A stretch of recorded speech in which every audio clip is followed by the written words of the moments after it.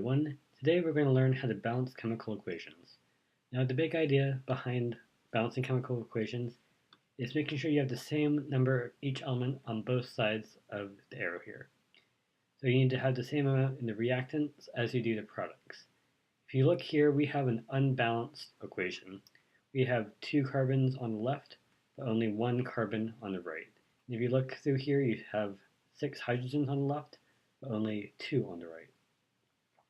Now we need to make sure this guy is balanced. And the way we balance chemical equations is to start by writing a letter in front of each reactant and product. So here would be A, B, C, and D. And we're going to be able to use this to solve for the chemical equation the algebraic way. So that involves doing a little bit of math.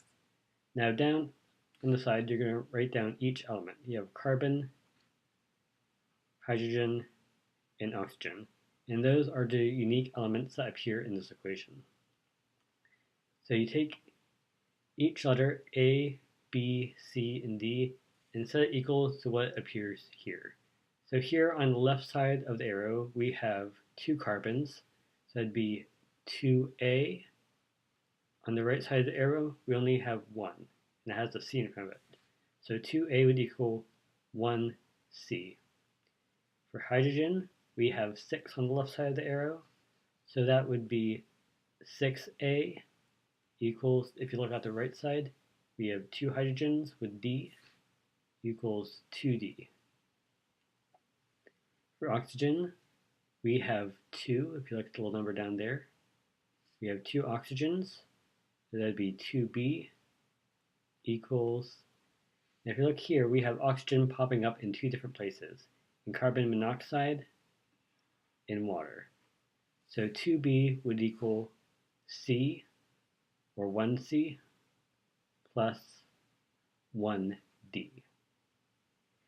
And I find it really helpful to write each unique element down here, because that kind of helps with the bookkeeping here. And a big part of doing these problems is just keeping track of everything. Now, down on the other side, we're going to write down what each one equals when we solve for them. By default, we assume that A equals 1. And from there, it's a bit of a logic game. If we assume that A equals 1 here, and 2 times 1 equals 2, 2A must equal 1C, or 2 times 1 equals C. So if A equals 1, then C must equal 2. Try again with hydrogen. If A equals 1, 6 times 1 must equal 2D, or 6 equals 2D. Now, we don't have 2D over here. We only have 1D. So what you're going to do is divide both sides by 2 to get rid of it. The 2's cancel, leaving only the D, and 6 divided by 2 is 3. So if A equals 1, then the D must equal 3. Now I want you to try pausing the video and solving the last problem here, the one for oxygen. So pause it, give it a go, then press play once you've given it a try. Okay, hopefully you paused the video and you've tried it. Let's finish solving this and see if it worked out. So here we have 2B. We don't know what B is. We have 1C, and we know that C equals 2. That's going to be plus 1D. We know that D equals 3. So 2B equals 2 plus 3, or 2B equals 5. Divide both sides by 2, and you get B equals 5 over 2. Now you might be looking at this and thinking, okay, that looks a little weird. Why do we have fractions here? We don't normally have fractions for our stoichiometric coefficients. And the way we fix that is to multiply everything by the denominator, which here is 2. So to get rid of that 2 and get a whole number, we're going to multiply everything each variable by 2. And that now gives us A equals 2, B equals 5, because we multiplied by 2, those cancel.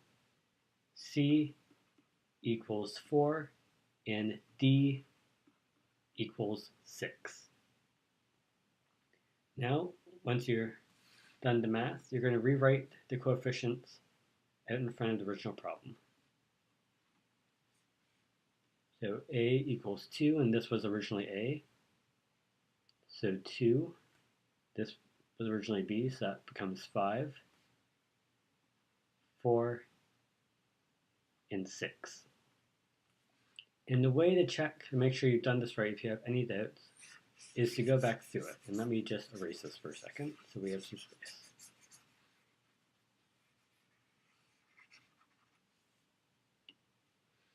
So carbon, hydrogen, and oxygen. We have 2 times 2 carbons on the left, which is 4, equals 4 times 1 equals 4 on the right. We have the same number of carbons. For hydrogen, we have 2 times 6 equals 12. Here, 2 times 6 equals 12. Same number of hydrogens. And here, we have 5 times, if you can't see that, 5 times O2, giving us 10 oxygens. And here we have 4 plus 6, giving us 10 oxygens. Everything is balanced. Good job, guys. Let's try this again with another practice problem. After watching the one above, you have the ability to solve this by yourself, so pause the video and give it a try. Now that you've given it a try yourself, let's walk through it. The first thing we're going to do is label each thing in the equation. So here we have A, B, C, and D. And we have our elements of S, O, and H. These are the unique elements in the problem. So here, on the left side of the arrow, we have 1 sulfur with A. So A equals, and if you look on the right side, we have 1 sulfur with D. So A equals D. For oxygen, we have 2 oxygens with A, if you look at a little subscript. So we have 2A. We have another oxygen here, or 2 more, with O2, plus 2B, plus we have 1 more with C, with water, plus C equals, if you look over here, we have 4, equals 4D. Now pause the video and try it again with hydrogen. Let's check and see how you did. With C, we have 2 hydrogens, so 2C equals, if you look over here, 2D. And over here, we're going to write out, let's do that in a different color, A, B, C, and D. But as always, by default, we assume that A equals 1. So A equals 1. If A equals 1 and A equals D, we have to assume that A equals 1 and 1 equals D. So D must be 1. A equals 1, D equals 1. Let's try again with the next simplest thing we can find, which is down here. 2C equals 2D. We know that D equals 1. So 2C equals 2 times 1. 2C equals 2.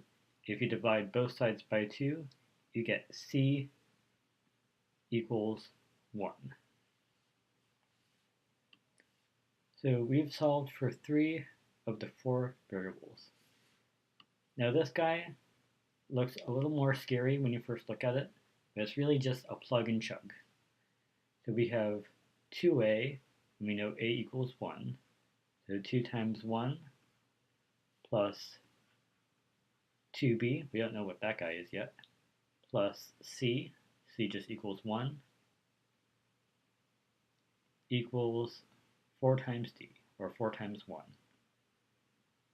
If we simplify that, we get 2 plus 2b plus 1 equals 4, or 2b plus 3 equals 4. Now we want to get this guy alone. And the way we're going to do that is we're going to subtract 3 from both sides. So we end up with 2b equals 1. Divide both sides by 2. I'm just going to point that over here.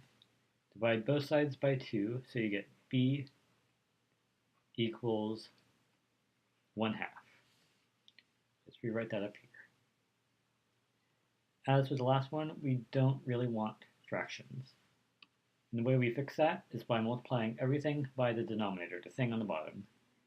And for the past 2 problems, we've multiplied by 2, but I promise that won't always be the case. Sometimes we'll multiply by something different.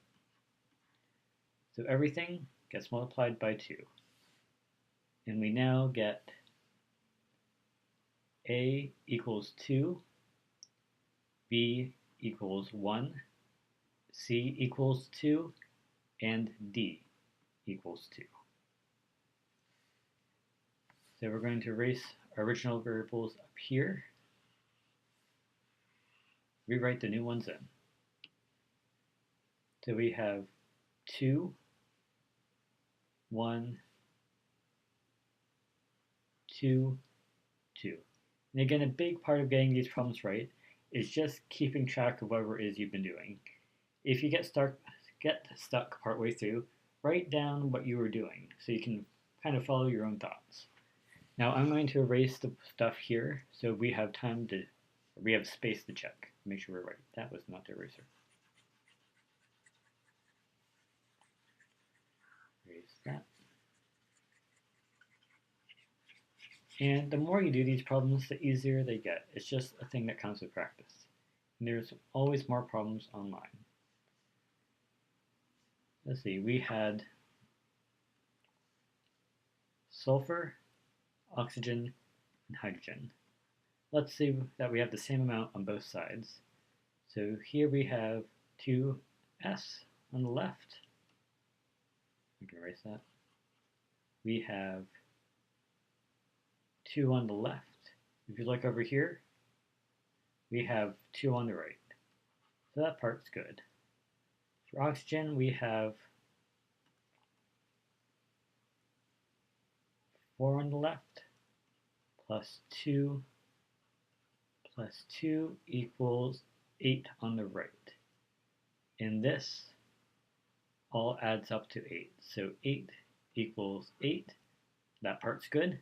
Let's check again for hydrogen. Here we have 4 on the left, and here we have 4 on the right. 4 equals 4.